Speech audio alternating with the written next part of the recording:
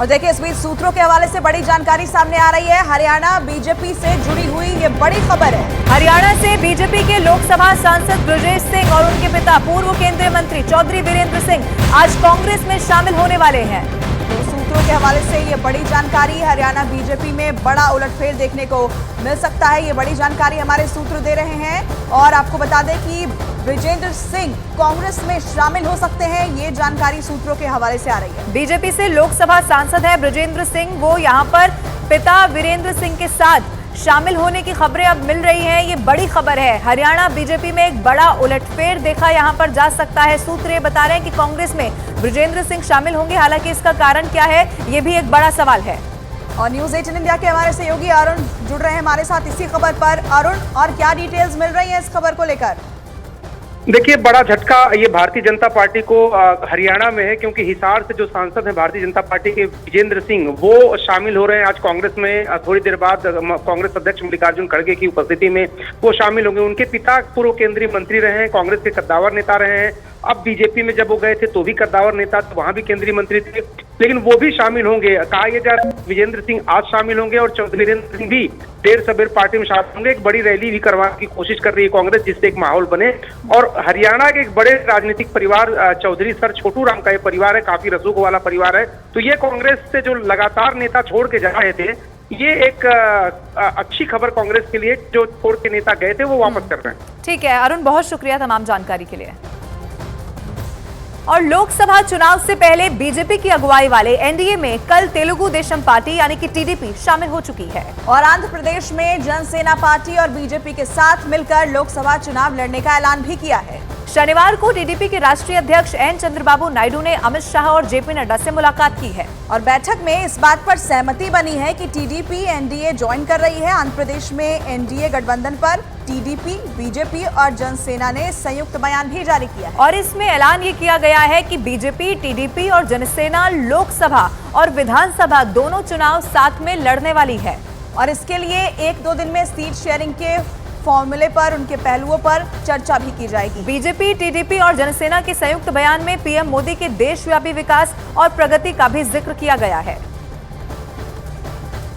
आंध्र प्रदेश के लिए बहुत बड़ी खुशखबरी है कि आज एनडीए और चंद्रबाबू नायडू साहब की टीडीपी पार्टी का अलायंस फाइनल हो गया। और जिस प्रकार चंद्रबाबू नायडू साहब का डेवलपमेंट का प्रोग्राम है, ये एनडीए गवर्नमेंट के साथ मिलके हम इसको डबल स्पीड में पूरा कर सकते हैं। आंध्र प्रदेश की जनता को हर क्षेत्र में हम जो अधिक से अधिक सुविधाएं, अधिक से अधिक उन्नति के अवसर ढूंढेंगे और उनको हर तरीके से सुख सुविधा से पूरा किया जाएगा। प्रधानमंत्री नरेंद्र मोदी जी के पिछले 10 साल के कार्यकाल को देखेंगे तो देश में बहुत काम हुए। अर्थव्यवस्था बड़ी है, 10वें नंबर से 5वें, 4थे नंबर तक, अब 3रे नंबर विश्व की पटल पर 3रे नंबर की अर्थव्यवस्था भारत बन जाए, वहां तक पहुंच रहे हैं। विकास हुआ है, हर वर्ग के लिए काम हुआ है। अर्थव्यवस्था के साथ साथ देश का वर्चस्व अंतर्राष्ट्रीय स्तर पर बढ़ा है। इस सब को देखते हुए, उनके कार्य को देखते हुए, उनके नेतृत्व को देखते हुए स्वाभाविक है कि अलग अलग दल जो हैं वो चाहेंगे कि देश सेवा में एनडीए और मजबूत हो।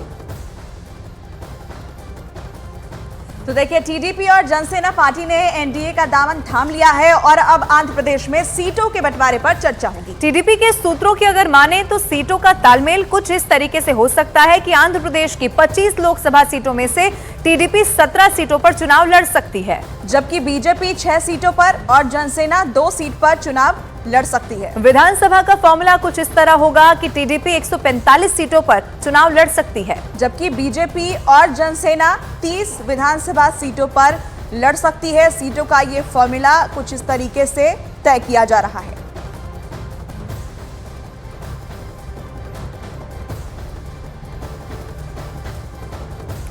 वहीं लोकसभा चुनाव के लिए डीएमके और कांग्रेस के बीच सीट साझेदारी अब मुकम्मल हो चुकी है। जी हां, कांग्रेस नेता केसी वेणुगोपाल ने इसके बारे में जानकारी दी और कहा कि तमिलनाडु और पुदुचेरी में डीएमके के साथ औपचारिक गठबंधन हो गया है। तमिलनाडु में कांग्रेस 9 सीटों पर और पुदुचेरी में 1 सीट पर चुनाव लड़ने वाली है और बाकी सीटों पर डीएमके और बाकी सहयोगी दलों को कांग्रेस समर्थन देने वाली है।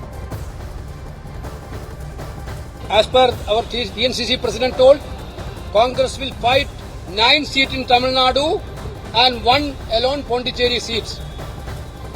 Rest of the seats, Congress will support all the DMK party candidates and Alliance party candidates.